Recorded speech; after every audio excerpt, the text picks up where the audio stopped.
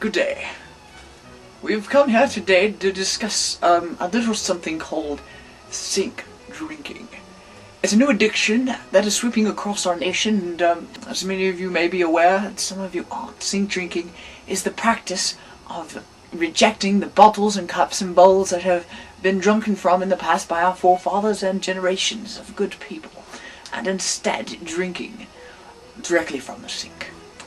Understandably, this is a huge concern for many people around. Families are suffering. The victims themselves are undergoing a terrible addiction that they can't unloose themselves from, and we just want to try to understand it a little better. So, we have brought a man, an expert on sink drinking, and his name is Roger, and he will discuss it. Roger? Thank you for joining us today.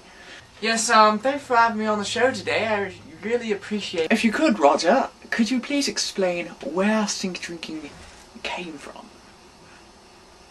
Yes, well, we've done a lot of research into that, and we found out that sink drinking actually began with a man named Bates Sludglum from Michigan. Now Bates, he had a problem. He was unable to drink water from cups. He had a lot of difficulty with that. And one day he went into his restroom and found that there were no cups to be found.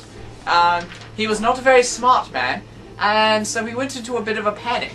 And he was so very thirsty, he went directly to the sink, drank from it, and found that that was much easier for him than using cups and other drinking devices. He has actually since then undergone a great deal of therapy to that end, and they're working on him. They made him a lot better. They've gotten to where he can drink one of those cups, you know, with the little sippers on it, you know, like you give to toddlers. I remember those myself when I was little. Yes, quite. Sounds like quite an interesting story. Yes, thank you, Roger.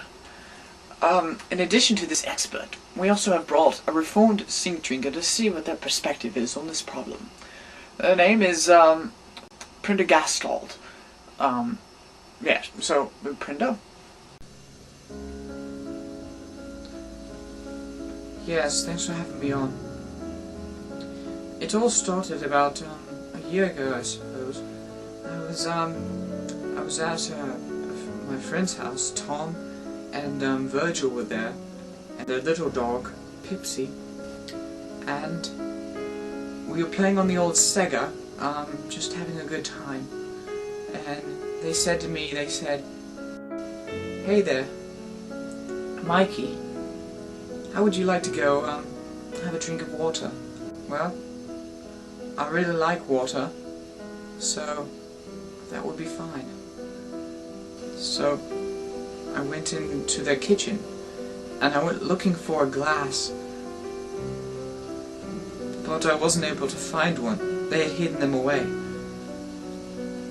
And I said, "Where are the glasses?" And he said, "We don't need any stinking glasses. We're going to drink from the sink." And I said, "No, I've heard of this, and I will not do it." And they said, "It won't be bad. It's just a bit of fun." So I went to the sink. It was a very large, comfortable sink, and I drank the water, and I drank, and I drank, and I found it so enjoyable. The pressure of the water was just so comforting, I couldn't stop, and eventually I had to use the restroom, so I did, but I came back and I drank and I drank, and after that I found myself unable to stop drinking from sinks, and eventually it wasn't enough anymore to just drink from the sink, and I couldn't just stop at one sink. I had to go to different sinks around, and I tried different sinks in the town, and I've tried different sinks at the mall and at the theatre and on airplanes and on ships, and little sinks inside campers and station wagons and hotels, and all sorts of different sinks in bathrooms, and sinks in those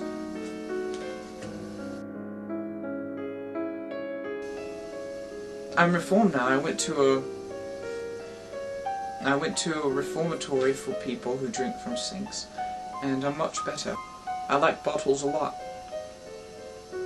Wait, there's a bottle right here. Oh, joy of joys. A water bottle.